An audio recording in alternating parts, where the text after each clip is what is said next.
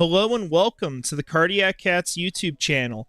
I'm your host, Jacob Shorba, and today it's time for the NFL draft. We are finally here, and I want to give you guys some final thoughts before we kick off the draft tonight at 8 o'clock Eastern Time. We'll be streaming on the channel. Make sure to go check it out at some point if you can, especially once the pick is made, because we'll be talking about it immediately. So if you want an instant reaction, want some instant thoughts, definitely make sure you're there. But I want to talk about right now just some final thoughts I have, things that could end up happening during the draft, mainly things I want you guys to watch out for that I think could be pivotal, if I could speak, in this process. So I've got mainly 4 notes I'm going to discuss. A lot of these things we've talked about, right? We've tried to have a very in-depth process to this and provide you guys with a lot of possible opportunities, a lot of things that could happen, talk about these players, give you an idea of where they all fall at the end of the day. But I think, when we're looking at the NFL draft, the first thoughts are going to go towards the top receivers when we're looking at what Jacksonville is going to do, because that's the first opportunity. I think it starts there, and I think it goes down to maybe looking at different positions. Maybe you move up for a cornerback, maybe you stay put, you take BPA. But there's no doubt that the best players on the board for the Jacksonville Jaguars, at least I think, would be guys like Malik Neighbors, Rome Odunze.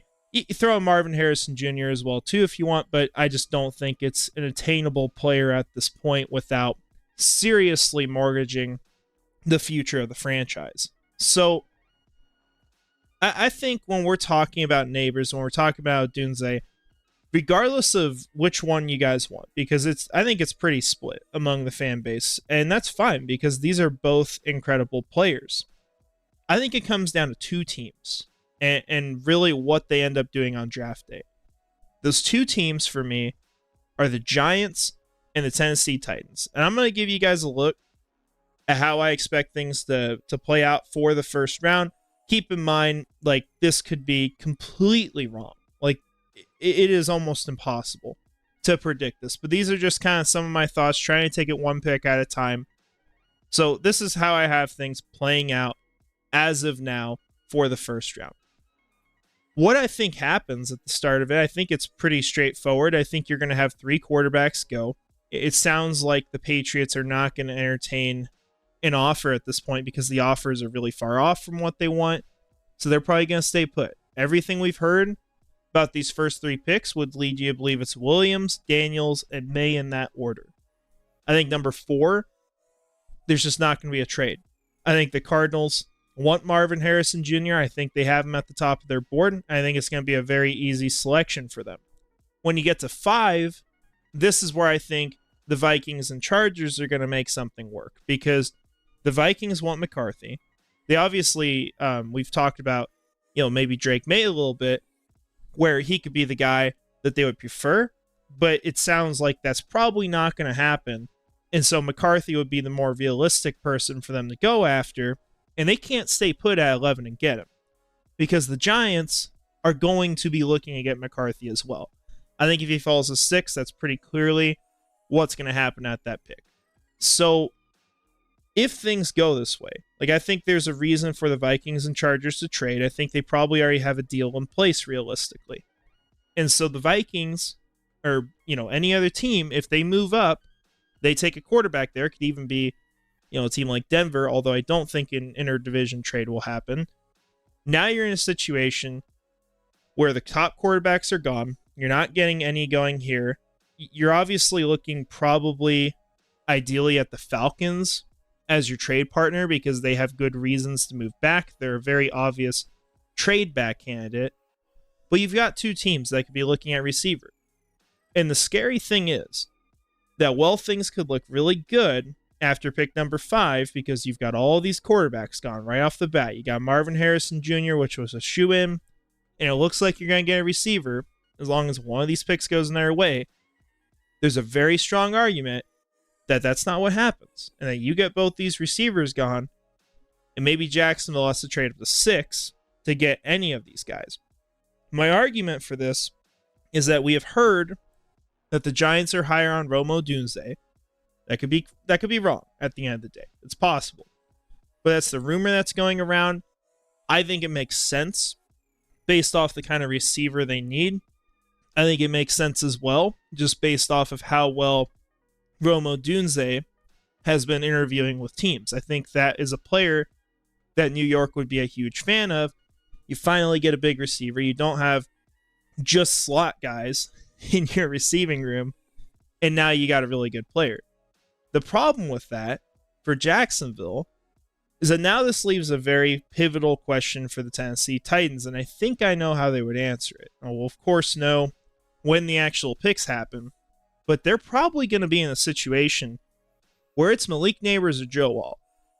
And while I think they could very much look at it to where Joe Alt is their top prospect, I think with how good Malik Neighbors is, how good he's going to be, that there is a very real world where they look at it and say, hey, this guy, he's got just as good of a grade.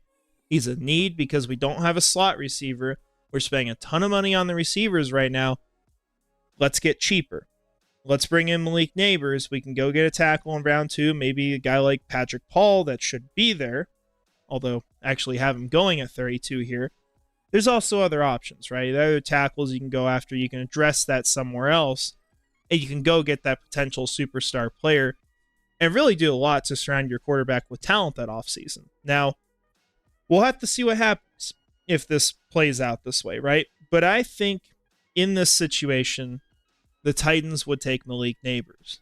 So this is the big thing to watch. And for the Jaguars, they're going to know more than we do about what's actually going on behind the scenes, maybe who some of the teams want during the draft. And with that information, that should allow them to properly judge where they need to trade. And I think the big team out of these two to watch is obviously Tennessee. Because with Tennessee, if you can get past them, say that maybe Malik Neighbors is the one gone before this pick. The Titans don't want Odunze because they want a slot receiver or an offensive tackle. They go with Alt. All of a sudden, Jacksonville could be the best bidder for Rome Odunze and have a very good trade partner here. And there's the question for both these players about what teams are going to pursue them. And you could argue, potentially, there might not be a ton of suitors. Because you could be looking at, just to throw out a few here, like the Jets might want to stay at 10. If Brock Bowers is there, if they don't want to give up extra capital, especially having traded away picks for Aaron Rodgers, they could just sit put. Because they would figure that he's probably going to be available here, especially, depending on like who the players are off the board. If you've got a prospect of Joe Alt's caliber that's also sitting on the board, that would help with that scenario because they might be a shoe-in to the Bears. So maybe the Jets don't want to move up. You could also be looking at Indianapolis. So Indy, they might want to move up for a receiver, but they could also be eyeing Brock Bowers potentially. It might be a cheaper deal for them to pull that off. They might not like the specific receiver that's there at pick number 8. So I don't know what teams bid. I'm sure there's some involved. I just don't know if there's the all-out warfare for either of these players if they get past Tennessee. We'll have to see, of course, and I do think that both of them warrant that kind of warfare. I think they warrant multiple teams trying to trade up for them and a very high bid being placed. But I just don't know if that ends up being the case. We'll have to see. But I think at the end of the day, like what I would predict right now, if things go how I think, which newsflash, they're probably not going to. And that's the good news for all of us, right? But if they go like we think, you might not have that shot at pick number 8. And there's other ways this could unfold to where that could be the case too. But these wide receivers, there's a strong argument that they're better than every other position in the class, just the top 3. Beat out every other player. And you can see 4 quarterbacks and 3 receivers off the board in the first 7 picks. We'll have to see what happens, of course. So what do you got to root for? Well, you got to root for a tackle. Maybe Joe Alt goes off the board at 5. The Chargers stay put. Something like that to happen so that one of these guys can fall. You got to root for the quarterbacks to go early still.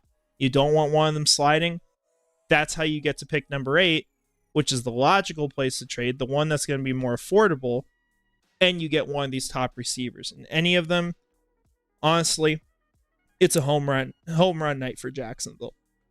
Now, the next topic I want to discuss is the cornerbacks, and I think this is probably the most unpredictable side of things. I do think that Quinyon Mitchell will be gone before pick 17. I'm pretty dang confident in that right now. I just don't know where he goes, right? And there is kind of this feeling inside of me right now that maybe he goes in number 8. He had an incredible pre-draft process. He's done everything right so far. I really don't have concerns with him at the end of the day.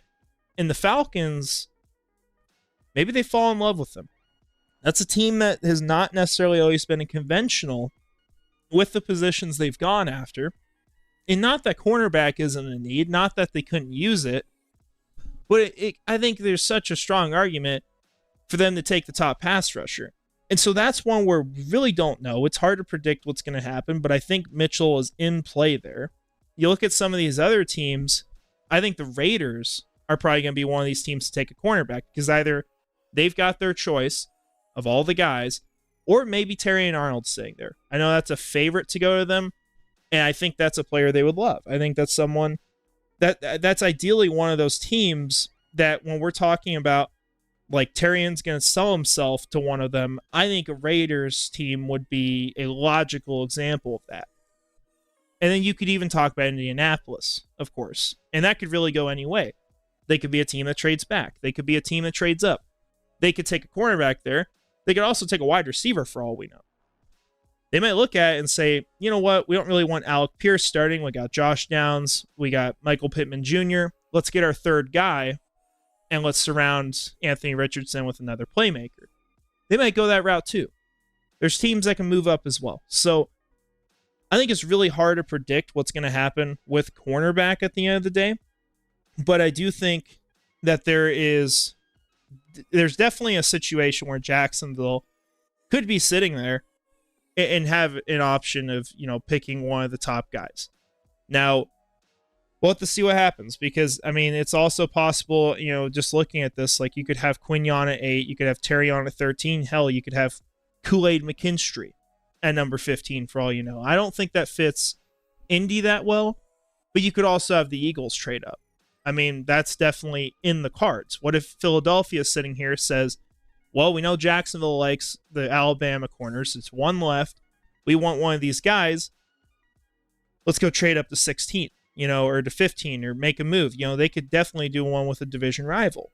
So I don't really know what happens there. I think that's the big wild card as far as what the Jaguars do at 17 if they don't move up for a receiver. Now, assuming that the receivers are not an option or Jacksonville cannot offer enough to go up and get one of these guys. Talking about Rome Odunze and Malik Neighbors.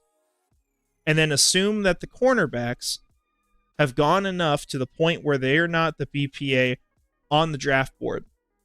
I think it's very likely the Jaguars, well, we've talked so much about these two position groups, could be in a situation where they might take the best player available. And it may be a position that fans kind of look at and they're like, what? Like, why did we do this? This was not something we were thinking. And that's why I've got Olu Fashanu as the guy here. I don't know if it plays that way. What are the chances of it? It's definitely less than 50%. It's going to be less than 50% on every prospect. It's easy to trash it for that reason. But there could be a situation where there's a lot of different players that could be potential targets for Jacksonville, could have very strong arguments for being the best player on the board. Talk about Dallas Turner, for example. Maybe they're looking at it like, hey, we don't have a pass rush depth. We got Travis Gibson as our edge 3 right now. Turner has insane potential. He has awesome physical metrics. He has great athleticism. Trent Baalke's in love with him. And he's just falling into our laps at 17. Like, maybe we go pick him. What if they feel that way about Amarius Mims? Different position, but still, like, a lot of outstanding things about him. They might just love Brian Thomas Jr. and still go wide receiver. There's a lot of different things that Jacksonville could do at pick number 17. So If there's not the clear-cut cornerback who's the very top of the big board, or they haven't moved up for a receiver, everything's on the table. Especially considering when we're talking about the tackles here, the fact that Cam Robinson's contract is not guaranteed. They could very easily go out after the first round, say that Kansas City doesn't get a tackle, or you have another team that wants someone, go flip him for a late third or an early fourth. You can get that move done with Cam Robinson, whether it's during the draft or after the draft. So they have options, right? There's a lot of positions they can address, even though there's very clearly, I would say, 2 positions that you want new starters in for this year. There's ones you also want depth in, which is what we talk about with the defensive line, with the pass rushers, that sort of stuff, right? But there's just a lot of options for what Jacksonville could do. So definitely keep your mind open. Don't be shocked if it's something that is not some clear-cut consensus. Last year it was not consensus. We got Anton Harrison. They picked Trayvon Walker the year before, which we knew by the time of the draft, but no one was thinking that until right before when we were getting told that. Devin Lloyd was not supposed to be a Jacksonville Jaguar. Travis Etienne was not supposed to be a Jacksonville Jaguar. Like, there is a theme where when we think we know what's going to happen, it doesn't always go that way. So don't be shocked if we get a player like Fashanu or a Turner or a Brian Thomas Jr. or a Mims or even a Johnny Newton, which would be phenomenal. There's a lot of different ways this can play out. So final note here, expect the unexpected. You know, we could see some crazy stuff happen. We could see a player get moved potentially. One guy to keep your eye on, which you all know about by now, is Brandon Ayuk. You could even throw in Deebo Samuel if you want, because they're talking about like a mid-round pick being enough to go get him. So maybe a team falls in love with him. Maybe it's Jacksonville that goes and picks up a guy like Brandon Ayuk.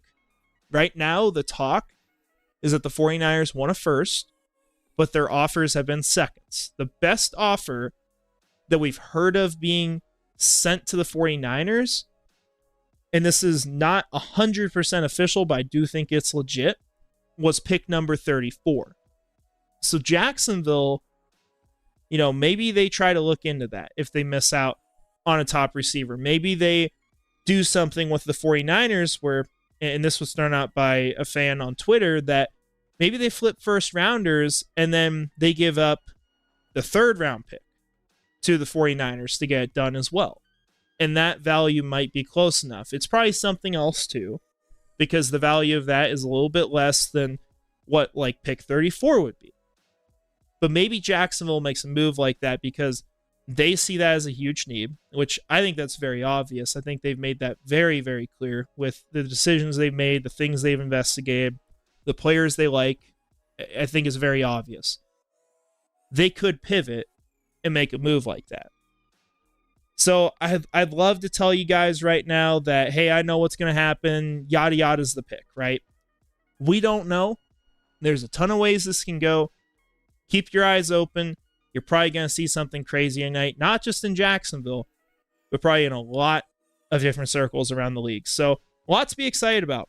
But we're going to have that stream later tonight. Make sure to join that. Have a good time there. We'll be having it up for, probably 4 hours by the end of it. However long the draft is, we're going to try to go the whole time. So that's what I've got. Hope you guys have a great rest of your day and enjoy the night, because we've been waiting a long time for this. But that's it. And finally, go Jags.